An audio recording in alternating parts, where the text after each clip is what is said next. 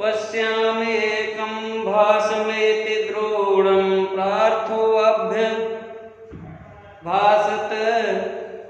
न तु वृक्षं भ्रमन्तं वा पश्यामीति च भारत। आप इसके पहले पढ़ रहे थे कि अर्जुन को जब सारे लोग निंदित हो गए, सारे लोग पहुंचे, सबसे गुरु द्रोणाचार्य ने पूछा कि क्या दिखाई दे रहा, तो कोई कह रहा मुझे पेड़ दिखाई दे रहा, गिद्ध दिखाई दे रहा, आप दिखाई दे रहे, तो कोई कह रहा आकाश दिखाई दे रहा है, पक्षी उड़ते हुए दिखाई दे रहे, कोई कह रहा महाराज पेड़ों दिखा रहा है। मतलब सबने अपने अपनी बुद्धि लगाया। लेकिन जब उन्होंने कहा तुम सभी लोग बेवकूफ हो जाओ, यहाँ से भाग जाओ, सब कोई नहीं अपने लक्ष्य को पाया। लास्ट में उनको कहते हैं कि एक कक्षा में बहुत से शिष्य पढ़ते हैं, लेकिन उसमें एक दो वास्तव में शिष्य होते। तो ऐसे ही उनके सभी शिष्यों में एक अर्जुन भी शिष्य थे, उन पर उनको बड़ा नाज था।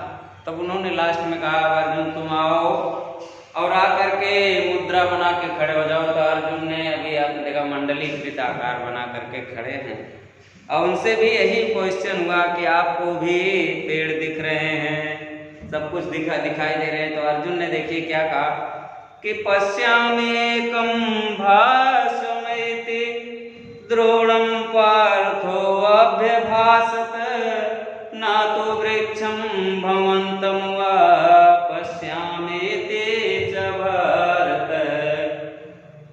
ततः प्रीतिमना द्रोणो मुहूर्तादेव तं पुनः प्रत्यभासत दुदुर्स पाण्डवानां महारथं।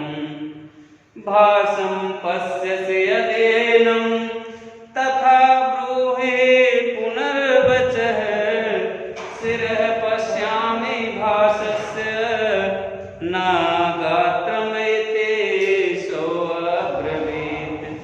बहुत अच्छा, बहुत अच्छा। आप देखिए कि पश्याम्येकं भासमेति पार्थो द्रोणम् अभ्यभासत, पार्थो द्रोणम् अभ्यभासत। यहीं आप पकड़ लीजिए कि पार्थो,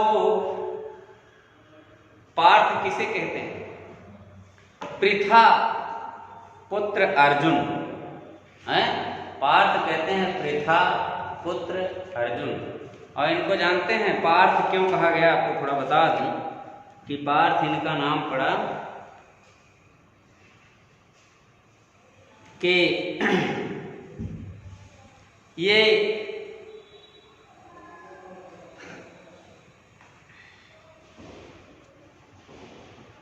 कुंती के पुत्र थे।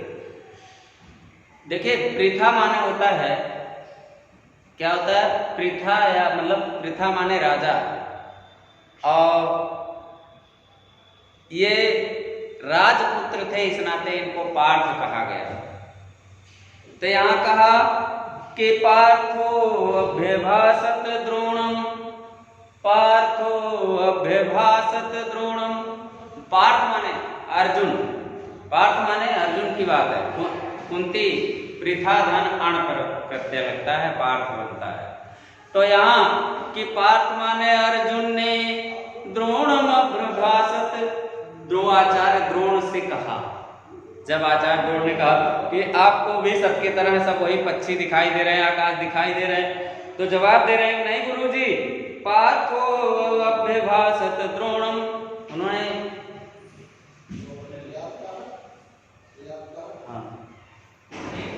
पार्थो अभ्यभासत द्रोणम के पृथा पुत्र अर्जुन ने आचार्य द्रोण से कहा, क्या कहा कि एनम पश्यामि भासम, हम क्या देख रहे हैं कि हमको गुरुजी कुछ नहीं दिखाई दे रहा है, न पेड़ दिखाई दे रहा है, न पेड़ की डाल दिखाई दे रही है, न आसमान दिखाई दे रहे हैं, न पक्षी दिखाई दे रहे हैं, हमको कुछ नहीं दिखाई दे रहे हैं गुरुजी।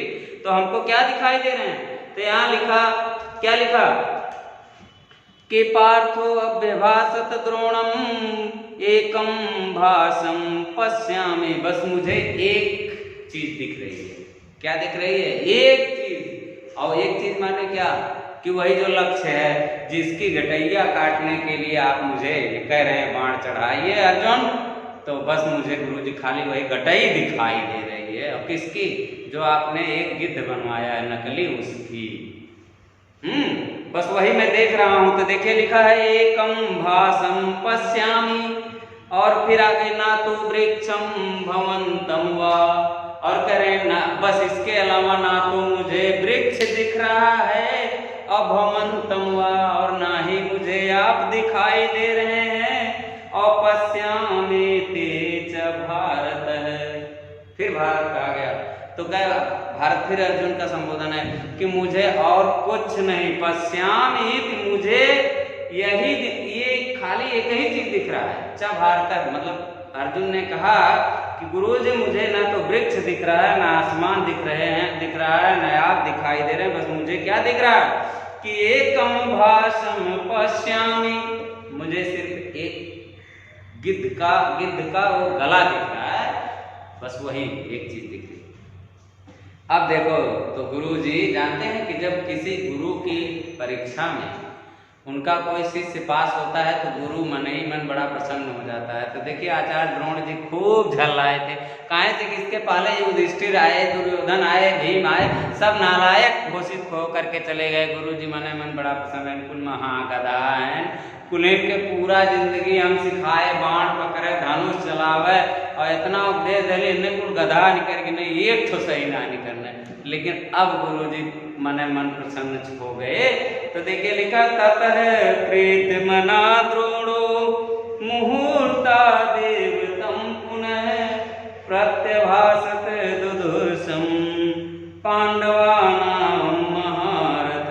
ततः प्रीत मना द्रोणो, करें इसके बाद, ततः माने इसके बाद आचार्य द्रोण प्रीत मना, प्रीत मन माने प्रसन्न चित हृदय से, मन ही मन प्रसन्न होते हुए, मुहूर्तादिवतम पुनः क्षण भर में, तम माने उनसे अर्थात अर्जुन से, पुनः माने फिर कुछ कहे। क्या कहे कि प्रत्यभासत, प्रत्यभासत माने उन्होंने कहा दोबारा। देखिए प्रत्यभासत का मतलब दोबारा फिर से कहा। एक बार उन्होंने पूछा तो दिखाई दे रहा नहीं, तो अर्जुन ने जब उत्तर दे दिया तो वही कि एकदम प्रसन्न मन से उन्होंने प्रत्यभासत, भी पुनः फिर से दोबारा उन्होंने कहा कि दुधुर्ष पांडवानां महारथ है। दुधुर्ष, अब यहाँ देखिए उदाहरण दिए कि पांडवानां महारथम, करे पांडवों में महारथ, महारथ महान रथ, करे पांडवों में जो महारथी है। महारथी कौन होता है? जो सबसे महान रथ पर चढ़ता है वही महारथी होता है। तो यहाँ लिखा कि पांडवों में महारथ माने जो सर्वश्रेष्ठ पांडव था, सबसे अच्छा है। तो अर्जुन को उन्होंने उदाहरण दिया कि हे पांडवों में श्रेष्ठ तुम पुनः दुधुर्ष, मतलब लगा दो, खींच दो, गला उतर जाए। दुधुर्ष कहने का मतलब बाण मार दो। क्या करो? बाण मार दो। अब उन्होंने क्या कहा? भासम पश्यसि यद्येनम तथा ब्रूहि पुनर्वचः शिरः पश्यामि भासस्य नागात्रमिते सोऽब्रवीत्। करे एनं भासं पश्यसि, एनं भासं पश्यसि यदि, अब आगे लिखा यदि धन एनम बराबर यदेनम।